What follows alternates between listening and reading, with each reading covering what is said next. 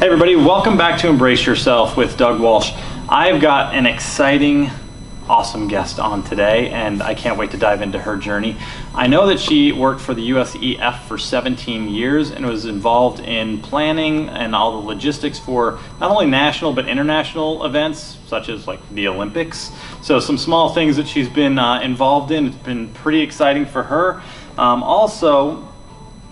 She was asked to be the assistant manager for the NBC Sports for the Olympic Operations Department. And as of April, not only did she have a lot on her plate then, but as of April of this year, she took over the director of equine operations at the World Equestrian Center in Ocala. So I'm talking about, and I'm sure you've all seen her if you live in Ocala or been to the World Equestrian Center. I'm sure that you have seen this young lady cruising by in her golf cart like every day, all the time. I think she works 24/7. CHRISTINA BAXTER, welcome. Thank you, Doug. To the show. So, did I get that right pretty much? You got it right. So, yeah. Let me ask you this. Did you start with USEF when you were like 12? Yes. What got you into it? I was actually a groom for a professional dressage rider. Okay. Yep, and that took me to several European tours. She was a team rider at that point, so she did some European tours and then also made the 98, now I'm going to date myself, 98 Rome Games, World Equestrian Games in Rome. Very cool. And she had 2 horses in that event, and then also qualified for the 2000 Olympic Games. Okay. So I went to Olympics with her, and that's kind of where I started to get to know the staff at that time. It was the U.S. Equestrian Team. Okay. I got to know the staff there, and then once I came back from Sydney, kind of was like my life, like what am I doing with my life? Yeah. USET actually reached out to me and offered me a position there, and I took it. Oh, so, very cool. Yeah, I went from groom to working in an office, which was interesting because coming from grooming, you're working 7 days a week. You got to an office and it was like 9 to 5, and you had weekends off. Oh, that's weird. Instead of working 7 days a week, like at 26 hours a day, if there's 26 hours a day. Exactly. So let's back up a little bit. So, into horses as a young girl, or just kind of My dad bought me a pony when I was 13. 13? Yeah, okay. They didn't really know much about horses. They weren't into horses, they just kind of... No, I just had them plastered all over my wall. They knew I was into it, and they found some backyard pony, a $500 pony, and that was my 4-H project, and that's kind of what got me started. And initially wasn't sure what I was going to do after high school, and then found a riding school. And I went to that, and that was Virginia Intermont College in Bristol, Virginia. Okay. Was on the riding team there. I also played basketball there. And riding, what were you doing? What was your discipline in there? Hunters. Hunters, okay. Yep. Okay. Yeah, I did hunters, I did some jumpers, and yeah, kind of just, that's how it all kind of started. And then into college, you kind of just, did you stay with it, or did you just... Yep, I did. I got an equine science degree, and from there, after I graduated, I managed a barn in Tennessee for a while. Okay. Still competing though in jumpers and hunters? Okay. Yep, still doing hunters, and then from there, I got a job at a dressage barn. Well, that's a big switch. Yeah, and that lady, she was in Southwest Virginia, kind of that same area I was living, and she was like, I'm going to Wellington for the season. Do you want to go? Okay. And at that time, this is a funny story. At that time, I was like, I don't have any money. Yeah. I can't go to Wellington. Our farrier was James Gilchrist at the time, and he was married to Linda Lickey, who was she was just coming back from the Pan American Games, so she was a dressage team rider. Okay. And James said, hey, I'll pay for your trip down to Wellington if you work it off with my wife. So that's how that all started. That kind of transpired the whole thing. I went down to Wellington for the season. I worked for her, and then that's when I landed the job with Sue Bliggs. Okay. Yeah. Okay. And then that just all kind of trickled into that. So wow. Evolution of... Yeah. So so we've known each other for, I guess, probably about 5 years, 6 years now. We met in Wellington. And it's funny because you were my neighbor, right behind me. Exactly. And then all of a sudden we're both up here now in Ocala, so we're 3.5 hours north. Exactly. So, and so 17 years. So you basically, when you got the job for the USEF, and USEF handles basically every discipline in the equine world, right? So even if it's Western, English, everything, they're responsible for that. So did you get a little bit of variety when you were doing that, or did you primarily work with hunters, jumpers, dressage, or kind of what was I started in the dressage department. Obviously, that was kind of where I was coming from, being a groom for dressage.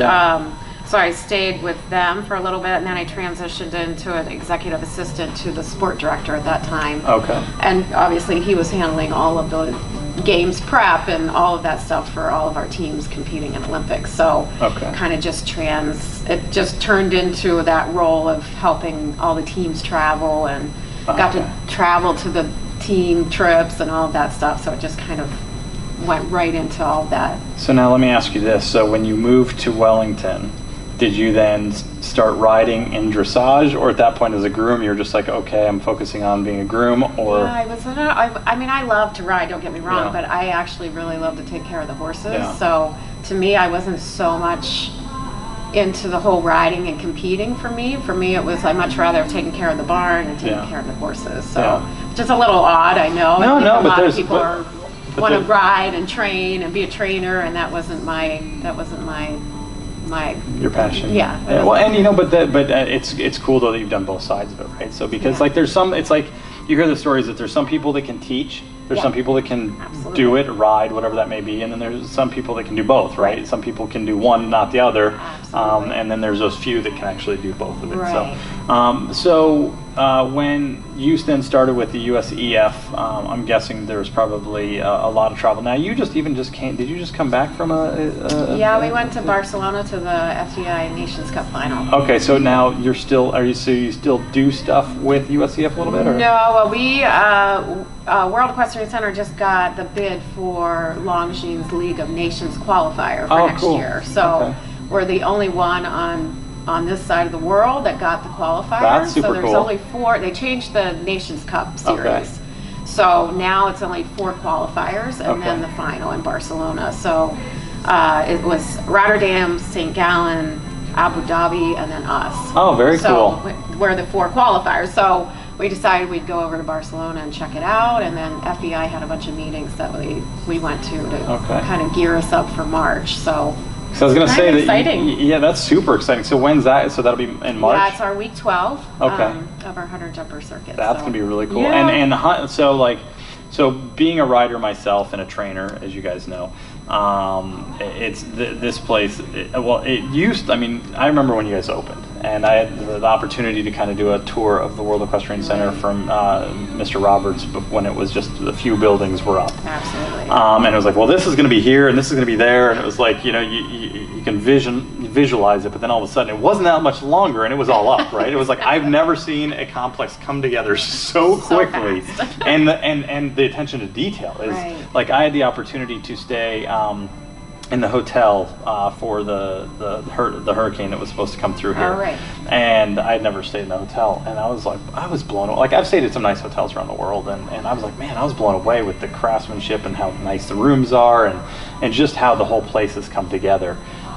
So that'll be exciting. And this place, you think about like Wellington has like the winter circuit, right? So it's like, and we both were in Wellington for a long time, so it's like January to March, and it's like there's more people from the equestrian world around the world in that area at any time. Yeah, so concentrated. Yeah, and it's great for people, but the horses, it's like, as we both recognize it, there's a 10-acre farm with 185 stalls on it, so it's like, which is fine for the horses for that period of time. They go down there, it's like a vacation, and everybody enjoys it.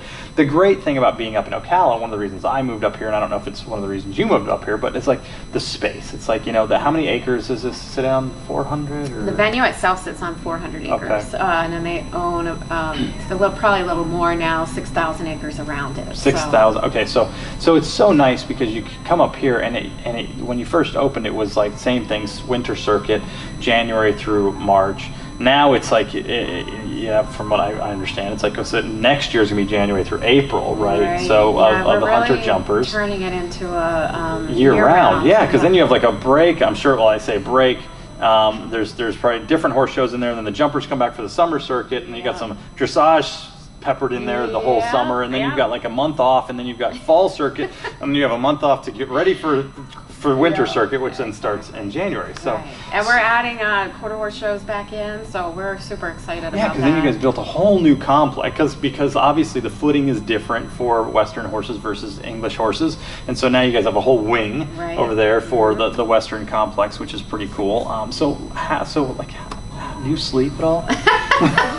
No. I mean, because every time I see you, you're smiling and you're refreshed and you just seem so happy, and so I just don't know where you have the time to get any rest. I don't know. I mean, I think for most of our team, and we've got the best team in the world, and they've traveled all over the world, for all of us that have been to major games and Olympic games, there's no venue like this. And for us who's passionate about it, to drive through those gates every day is for us, we're proud to work here. You know, we've trekked all of our lives going all over the place, and now we have one place to go all the time. So it's great. I can see that, especially traveling as much as you guys did, and seeing, you know, and I haven't had the opportunity to go overseas and to some of the venues, but knowing people that have, is, you know, that they say that this is probably one of the nicest facilities in the world, and like there's like, I remember last year, this was last year, so I don't know where you're at now, but it was like phase 3 of like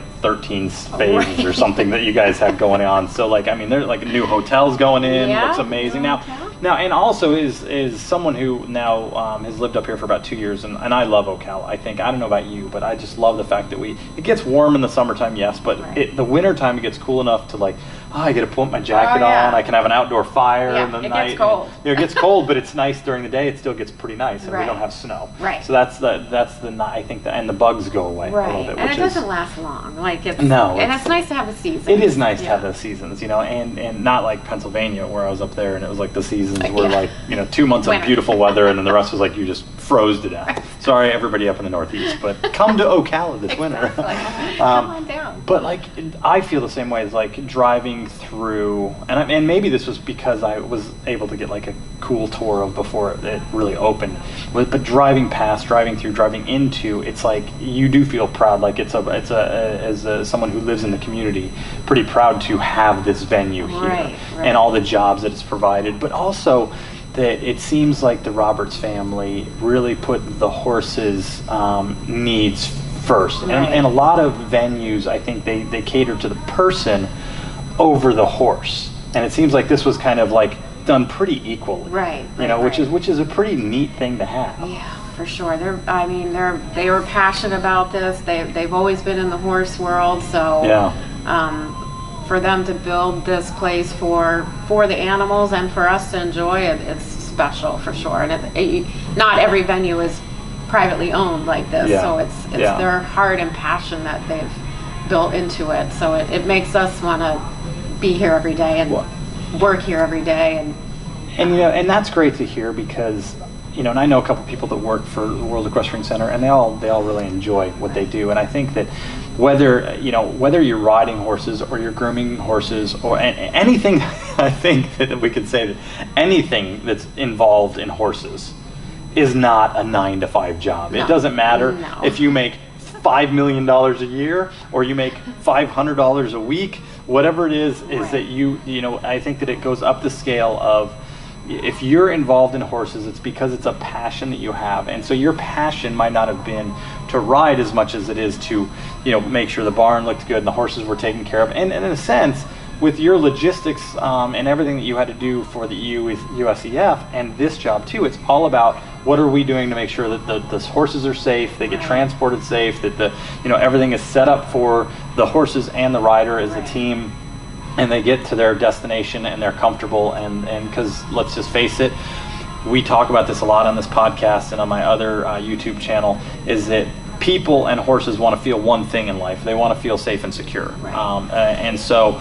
especially the partnership of if you're in a relationship with somebody, or it's you and your horse, is that your horse, the more they can feel comfortable and confident with you, the better they're going to be. The happier they're going to be. Right, exactly. And I think that's really, it says a lot when you have someone like yourself that is heading up the equestrian division here, because it's not just someone in corporate world was just plopped in here and doesn't know anything about, they know about numbers, right, but they don't care about horses. Right. And that's got to be a balance, really. Yeah. I mean, obviously everybody has to be successful, and they want this venue to be successful. So you do need that aspect of it, but you also need us that have been on this side to make sure that the horse is priority, like no matter what. Yeah, and because I believe that and I do a lot of, I love listening to podcasts and listening to people and how they found success, right? And how like I look at the definition for me for success is not just how much money you make. It's like it's the entire package. Absolutely. It's like, are you, because like I think there's a difference of being happy and being like truly having joy in your life. Right. And if you can have that joy and you can have that that passion for everything that you do, then that means success. Some people, it might mean that I know that there's some people that live on islands around the world that make no money, but they're so full of abundance. Right. And then you have people who might make millions of dollars that are empty inside. They're constantly chasing something. They're constantly chasing it. And you being part of the Olympics, it was really interesting. I watched a documentary called Going for Gold. I don't know if you've ever heard of it. Oh, right, yeah. But Michael Phelps produced it, and it was really talking about how the Olympic athletes are constantly, from a young age, and I think this is in the equestrian world, it's got a different twist to it, because I think that if you're a swimmer or you're a runner, you spend your entire life to get to that Olympics, then you get there and you might have 30 seconds or 45 seconds, and if you don't do well and you don't podium, then nobody knows who you are the next day, right? Where in the equestrian world, is you don't even have to, if you're shortlisted on the team, which basically means that they have a group of people that they're going to pick from, and you might make that short list of 16 people, and then they narrow it down to the 4 people that they're going to take. I think it's 4 people that they take to the Olympics. But just by being shortlisted or being on the team but not making a medal, then you have a great career ahead of you, because people are going to pay for lessons from someone who's done that. Where in a lot of these other disciplines, those people really struggle then, because most of those people are working for Home Depot or Lowe's, or and they're trying to go that. And it talks about the chase that gets people in the Olympics in trouble, is that they're and causes a lot of depression and so you finally got to that. Yeah, you got to that. And like they interviewed Shaun White, the snowboarder, right? Like greatest snowboarder of all time, right? And he, after one of his Olympic games, he was starting to get back into snowboarding, and he couldn't even land a small little jump, and it was because his brain was so kind of fried from all that work and all that work. So I always try to look at life, and I think that this talked about this because it was really an opening for helping these athletes fight depression and suicide and all this stuff, was that look at the journey. The destination is not where it's at. It's all in the journey to get to the destination. Correct. And it seems like you're like, and whether it's you or myself or anybody watching, it's that evolution, right? It's from you getting your pony at 13, because like, had you not gotten that pony, and we always say that everything happens in a reason, good, good, bad, and different, right? It's like, had you not gotten that pony, maybe you wouldn't have gotten into horses, wouldn't have found the passion for wanting to care for those animals, and evolved into what you're doing now. It's so true. It just, you never, when you start to think back about your life, like how it really kind of evolved into now, and like now what's the next, like, and it's kind of interesting to look back. So now you came up here because you started working at the World Equestrian Center pretty much right after it opened, right? Yeah, right in 2020. I actually was, when I was down in Wellington, I had left USEF, and I was managing a farm in Wellington. Yes. And I still had my contacts at USEF, and I still did some contract work with them on and off. And then I got the job at NBC Sports. In their Olympic operations department. So that was right before COVID hit.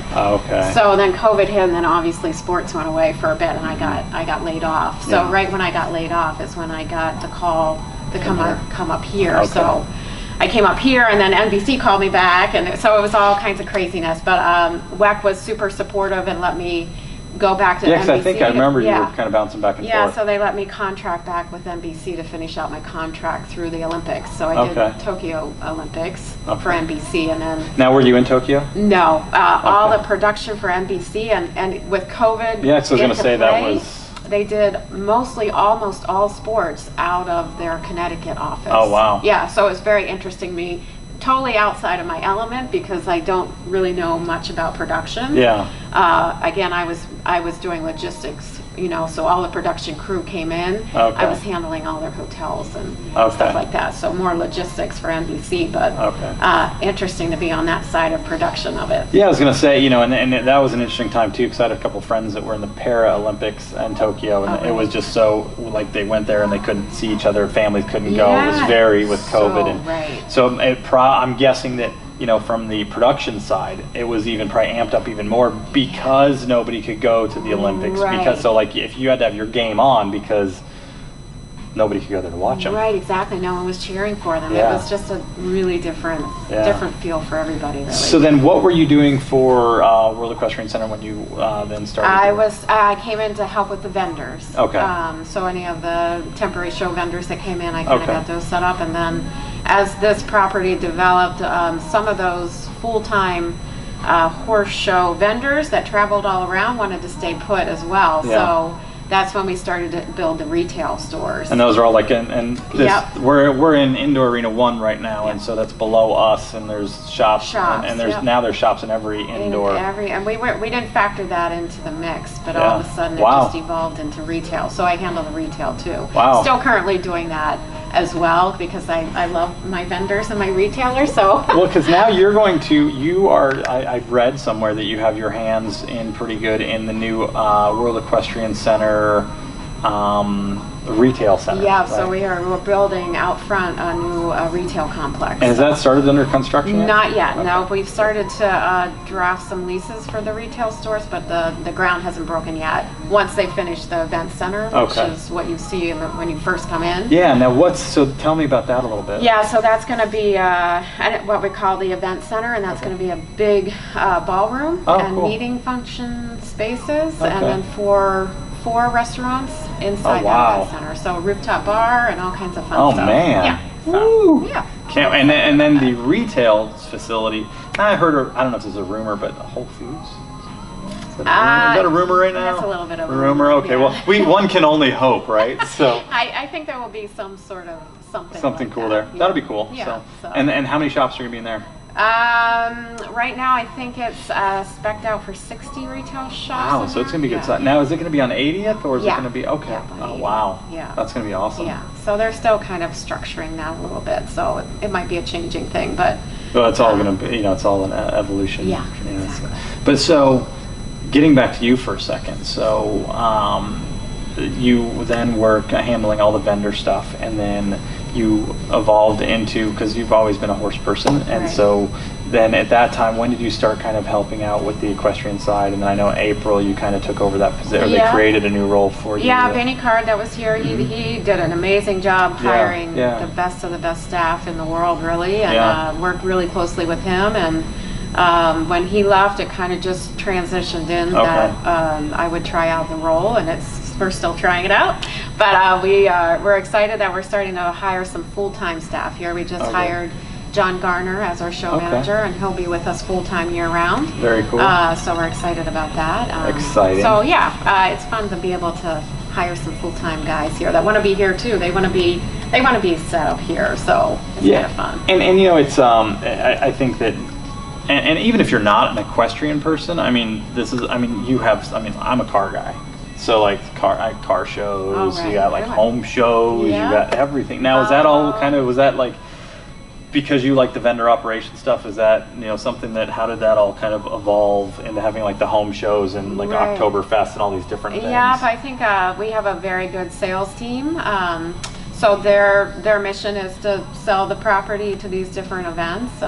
So that's kind of how that all operates. And some of the ones that have started from right at the beginning are now in their third repeat year, and they want to come back year after year. So we're just kind of building our calendar to be really, we are year round now, but to actually start filling in the gaps where we have some slow times. So.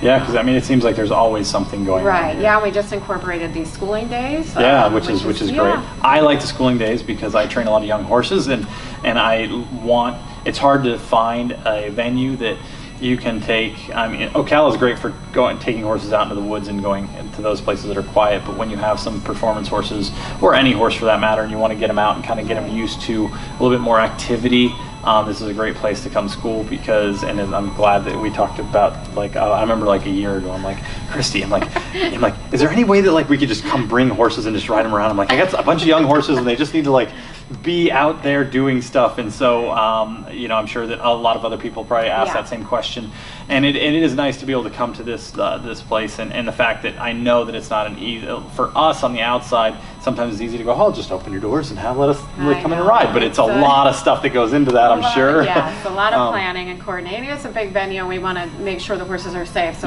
we have to make sure all the biosecurity is in place, and health paperwork is in, and all that good stuff for everyone that's arriving. So we just want to make it safe. So let me ask you this, safety is number one, and you can definitely see this facility is structured around safety. So let me ask you this: so what if you had to do anything over again in life, do you like the path that you chose? Yeah, I think so. We always talk about the time commitment, and I think that's it's a good and a bad thing. I think us that get so focused in on our jobs that we love and we're passionate about sometimes doesn't always happen on the personal side of things. Yeah, the scale is like this. So that might be something that I always go back and think, I probably shouldn't have wasted so much time on that. But well, let me ask you this though. So I know that. So as someone like you that just works nonstop, it seems like, because we're passionate about it. When I was in Wellington, I had a boat. I'm like, oh man, I don't care if I get on my boat for 2 hours a day and go down the intercoastal. It's going to just clear my head. And I love horses. I mean, my life is horses. I just love them to death. But we all need that outlet of something else. So what do you have another passion? Well, yeah, I love the water. You love the water, right? So water, do you? skiing, Okay. boating, So let me ask. Here's the trick question. When was the last time you actually got out on a boat? I was actually just out maybe 3 weekends ago. Yeah, exactly. I went off to St. John's out to the Glen. Out through Lake George. That way. Yeah. Oh, very nice. So that was fun. Very nice.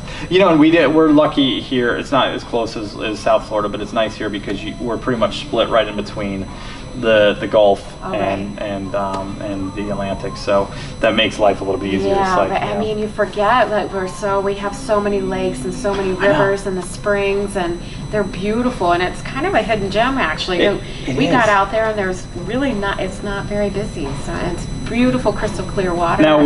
Now, how far was that from where we are now? So Astor is where we put the boat in at, and that is about 40 minutes, 45 minutes. Yeah. Is it like north? It's east. Out towards, like if you were going to go out to like Ormond Beach, if you were going to go out towards the ocean. Okay.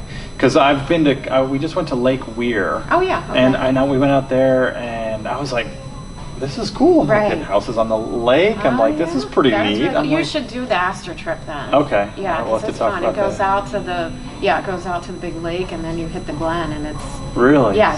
I'm guessing it's a lot bigger than Lake Weir. Yeah, it's a huge lake actually, but then you get into the Glen, and it's just a crystal clear lake. Yeah, it's really, really cool. That I'm gonna have to look that up because I mean, loving the water. I came up here. I sold my boat when I moved up here, and I was like, God, there's like nothing to do. But you have to be. It's not as easy as South Florida, where you're like, oh, there's water on both sides of us. So exactly.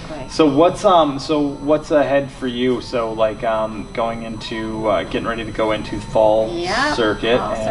And so I have to just go back for a second. So hopefully you get a little bit of time to enjoy. Your balance is okay. Right. Yeah. It is.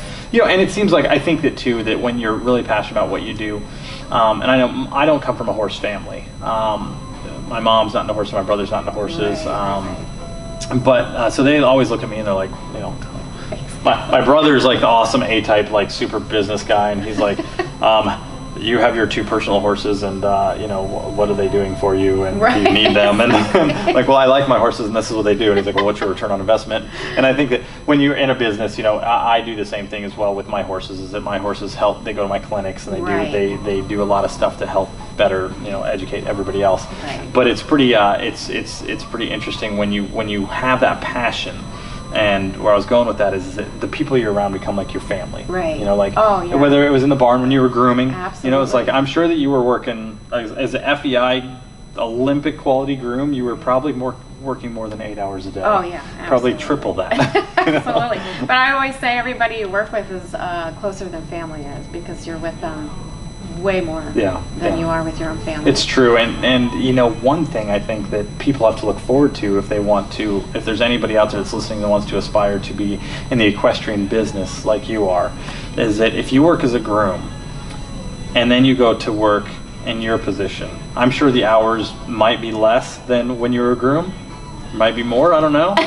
It has, it's a little bit. A little bit, but at least you're you know, it depends on the week. On how much you want to put into it, I guess. Well, and that's just it. And it's kind of like I heard someone say once that if you're used to working 16 hours a day, and then you have a 10-hour day, that's almost a half day for you. Absolutely. You're like, oh my gosh, what am I going to do with the rest of my day? Well, when I transitioned from the groom into USET, that's when I set the weekends off. I'm like, you got vacation time. I never took the vacation time because I'm like, my weekends are my vacation. What are you talking about? Like, I've never had this. So there are. It's good. Like if someone's really trying to get into the industry, and there's so many different variables that you could do if you want to be anywhere associated with horses. There's so many different jobs and markets you could go to. And especially if you guys are listening and anybody wants to get into the equestrian world, Ocala is just exploding. I mean, you know, we look for help every day, and you know, it's so hard to find good help. And so, is this do you think Ocala is home for you now for the rest of your life? It feels good. I mean, I miss South Florida for some of those things that you said, but Ocala really has grown on me. I lived in Lexington, Kentucky for a small bit while I was at USEF, and it really reminds me of Lexington, with the, you know, because it's thoroughbred country. It's like so many big thoroughbred farms, and just farm after farm, and fence line I know, forever. It's beautiful. So it's quite amazing. Now, you don't have any horses now, do you? No. But you have a dog. I have a dog. And where's your dog? I know. He's down running around in Arena 5. So. Is he? If anybody comes here, they usually see me with my dog. And what's your dog? Your dog is a spaniel. Yeah, it's a Stringer spaniel. And is like, he's not only like a year old now, or? He's turned 3 today. Oh, actually. 3! Wow. Birthday. Is his birthday's today? Birthday's today. What's his name? Droopy. Happy birthday, Droopy! If you watch this on the couch tomorrow night, happy birthday, Droopy. Exactly. He's the best dog ever. And he's like, and so that another perk, you get to bring your dog to work. Yep. He comes every day with me, and I started this right at the beginning. 6 o'clock, I come out here and do my rounds with him, and we go walk through the whole property. So let me ask you, what does your responsibilities, in kind of a nutshell, entail as a director of equine operations here? Yeah, it's really from an operational standpoint, making sure all of the horse shows that come in, everything's set up, everything's ready, everything's prepped. Okay. Even we have rental shows that come in that aren't World Equestrian Center shows, so making sure those event managers have what they need set up and ready to roll on their end, and it's just a little bit hands-on of everything that goes on in a horse show. So. And then not to mention, like, you are the smiling face of like everybody, you know, because, you know, they see you, and that, you know, that, and I think that's part of it, right? It's like part of that operations is also to be in the front of the house, if you will. Right. But it takes a village behind you for sure. That it does. I think in anything that you want to be successful at, and that's, you know, I think that's where I always look at, like, the iceberg theory, right? Is like you only see the tip of the iceberg sticking out, but what you don't know is like 80% of its mass is below the water. Right, exactly. And I think it's any successful venture, it's like you have this team behind you. Right. And really, and you know when you have the best team is when, like, my phone is quiet. Yeah. But I'm like, I know there's a lot going on out there. That means everything is working very well. Well, and everybody knows their roles, and you know what?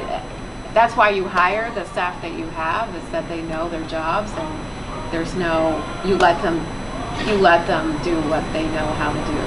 And it's very true, and I think you're only as strong as your weakest link, right? And so it's, I remember my brother taught me this a long time ago, as he said, whenever he found someone to fill his position, he would always say to them, I want you to do better than I did, and I want to make sure that you're set up for success. So we were kind of laughing on our way up here about being on camera today, and how sometimes the people that are in the face of everybody are the most introverted people, and it's just the position they're put in, and at the end of the day, you just want to go home and close your door and just like sit in quiet with a glass of wine and your dog, right? So, but I think for me, being a groom, that I much rather have been the groom. I always like the behind the scene person. I'm not always I never really wanted to be on that forefront still, so it's a little bit of a struggle for me. But but you found a good blend, right? So it's and I think that as you're probably hiring your team here, it's all about finding people that are going to excel in the area that they're in, right? Because you might have someone that you bring on for this position here, and you go,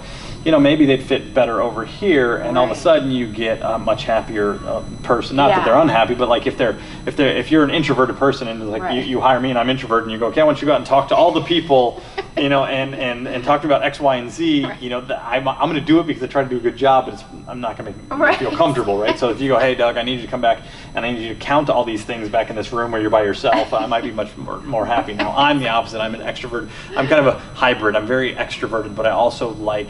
When I work with horses, and I do work with a lot of troubled horses, as everybody knows that's watching this, or most of the people that I like my time with my horses. So, but I've learned that when I work with troubled horses, it's really, and this is what drove me to have this podcast in a lot of ways, is it's about what reflections people have in their own life, and what their horse teaches them. And how I just had the opportunity to interview also Peter Gray, and his journey was crazy. He was like born and raised in the Bahamas, or in Bermuda. He got into horses in Bermuda, and it's like, and here he ends up being a 2-time Olympic rider for Canada and 2-time Olympic coach, team coach, and the evolution of how that all happened, and what that kind of teaches us all. And because horses, I'm sure that if you look back at your pony at 13.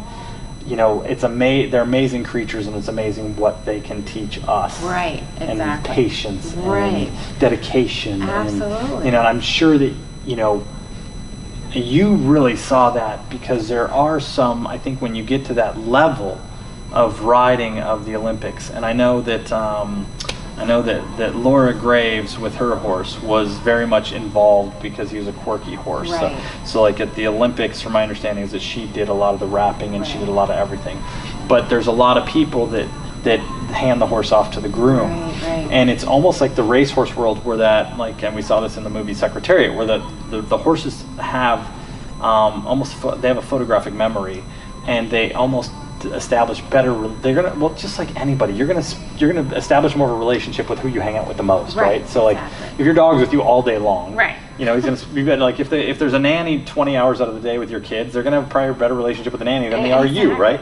And I think the same thing is with horses, is that behind the scenes as a groom, you got to know those horses so very well, and to the point where, like, I'm sure that, like, and this is how at least I would feel, is that like that rider of that horse could ask you anything about the horse, and you guys had this connection because you know the horse, and you're grooming on those horses every morning. When something's a little off,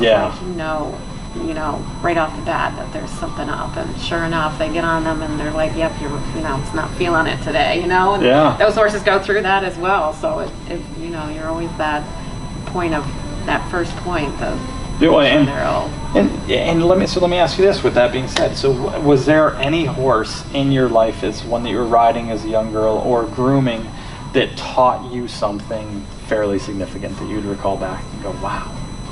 Oh boy, that's a tough one. I think they've all taught me a little bit different things, over my course of owning. I owned my own horses, I rode my own horses, and then I took care of other people's horses. So I think each one gave me a little bit different, something out of them. So patience is probably one of them. Yeah, I think I got my first, I'd say, big horse. It was an off-the-track thoroughbred, and it was a hunter horse, but he was a thoroughbred and very hot, beautiful, beautiful, big chestnut horse, and that's when I decided, you know what, he doesn't love this job. He hates jumping. Why are we doing this? And that's when I switched and started doing dressage with them, and we had a great time doing that. So I think, you know, it's fun to learn their personalities and what makes them happy, because ultimately, like, we all just want to be happy. So like, well, and that's, I mean, so but that's a huge life lesson, right? So and I think that I think our parents, because I think we're pretty close in age, I think our parents and grandparents like did jobs where it was like, this is what you're going to do. Right. You're going to do it for 40 years, and you're going to hopefully get some money at the end. Right. And you don't deviate from that. Where our generation, the generations below us, are trying to find what they really enjoy as their passion.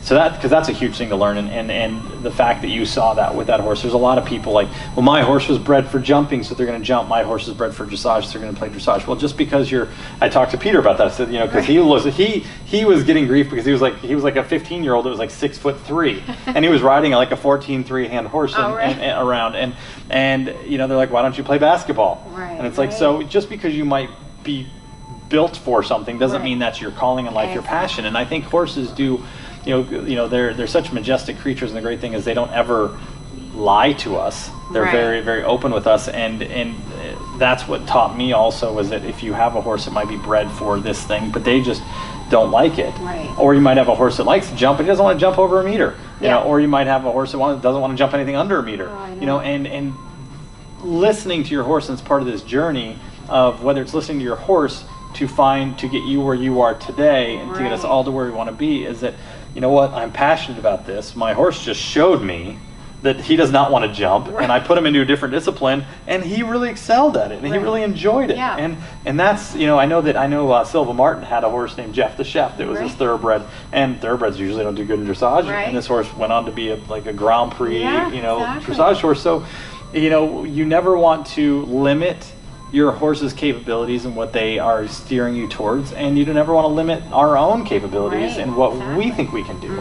And you know, I'm just very blessed to be able to be here with you today. We've known each other for a long time, and I know I asked you a couple times, and I know, and I mean, it took us like a month to get this because she is so busy. So I don't want to be on camera. Yes, but I appreciate the fact that you're here, and I just think you're an amazing person, a wonderful person. I look up to you in so many ways, and I think that you do a fantastic job. So, you know, if there's any advice that you could give to anybody out there who is looking to be in the equestrian world, or even to get into something like what you're doing now, would you, or whether it be the USEF, what suggestions, what advice would you give someone who wants to be behind the scenes? I have that question a lot, and we have some younger girls that we just hired that they went through some college programs in the equine world, and you know, they always ask the same thing, and I think it's just, you know, enjoying what you're doing, meet as many people as you can, and enjoy all of that, because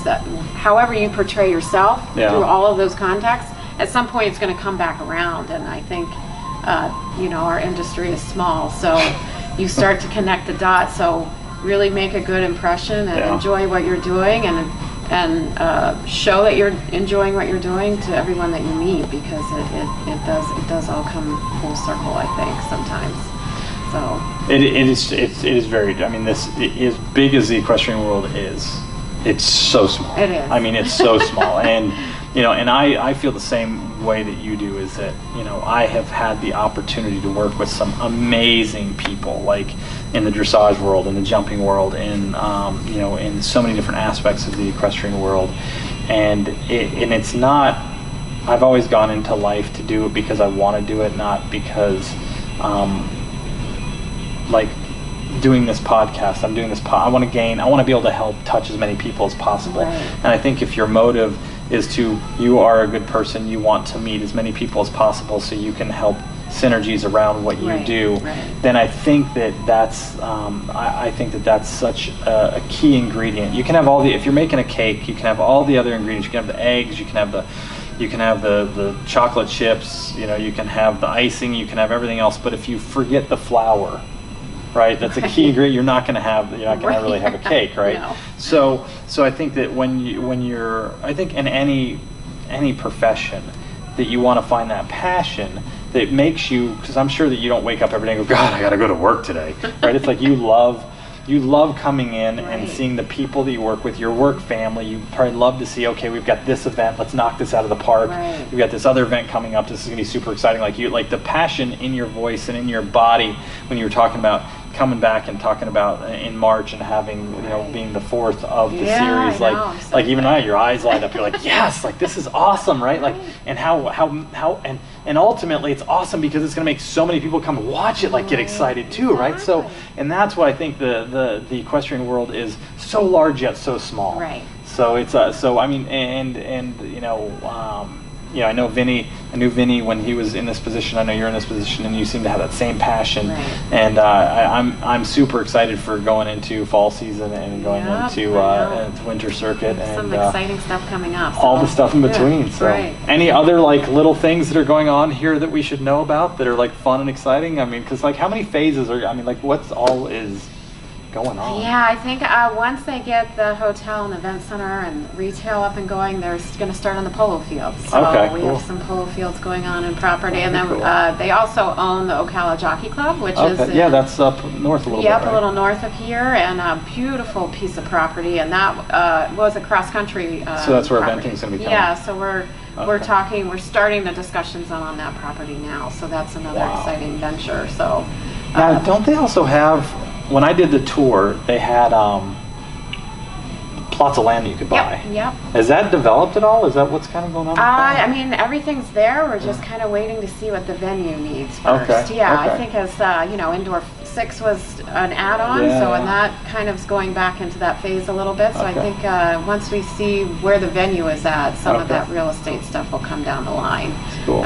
So people, I think the talk was back. Well, Mr. Roberts was saying that you could buy at 5 acres. Yeah, they're going to be like between 3 and 9 acre lots. And then they'd have access to be able to come over. Absolutely. And that's the other great thing about this place that I have to mention is that you guys do paddocks for the horses that are here. Like that, I don't know another venue around that really has like paddock space you can turn horses out in. Nice bridle path around everything, which is forever. Yeah, which is for sure. Pretty cool. So, we love it on Mondays when all the horses are out and during circuit, and we come in here Monday mornings and all of those paddocks are filled. I know. It's great. It's crazy. So, and the hotel is going to be open. April 1 is we're aiming for April 1. Yeah. Just outside of the that's how it always works, right? I know. We wish it was, but it might be. I don't know if it might be maybe ready for March, but they're definitely working 24/7 on it. So. Well, you know what they say, you over deliver and under promise. Yeah, exactly. Right? So, I mean, like, they just started it like, I don't know, it seemed like it was not even broke ground like 6 months ago, and now it's a complete building. I've probably been longer than that, but it's like the teams we have in place here. We have the best construction crew here. I mean, they're working their tails off to try to get it done. So. And a medical center. So University of Florida Shands Urgent Care Center will be. Oh, very cool. So that'll be sometime early summer. Okay. Yeah. And that'll be like an emergency care, so not just for people. So we don't have to. And you also have UF, which is a small animal, large animal clinic here. I mean, it's basically this is going to need its own like zip code and its own little town, right? So it's going to be crazy. But thank you so much for being on today. It was so fun. We made it through. Yeah, you made it through. You did. You can breathe. That's woo. We're still rolling, but you can breathe. No, but super excited to have you, and excited. If anybody who has not been to the World Equestrian Center, pictures do not do it justice. So make sure you try to get down here.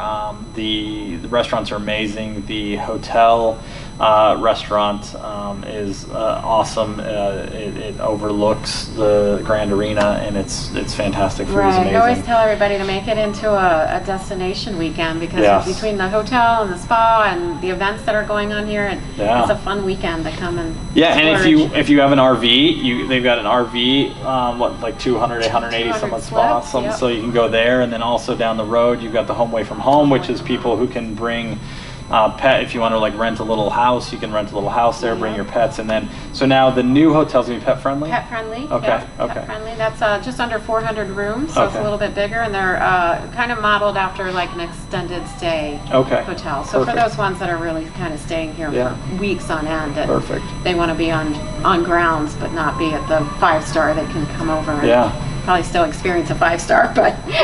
You know, and that one, and I don't think there's anything on the property that's not 5-star. Right, that's what I'm saying. Like, even if this isn't going to be a 5-star, it'll still have that same feel, because that's Mrs. Roberts' passion is all of the building and decorating. Well, you can tell it's amazing, and the other thing too is that I have to do a shout out to you guys too, because when the hurricane came through here, not just this year but last year, you guys opened up the place to house horses, and I know allowed us to come into the main hotel, and if you had dogs, you could bring the dogs in, which was you know, a nice thing to offer, and because it does show just you have to give back to the community.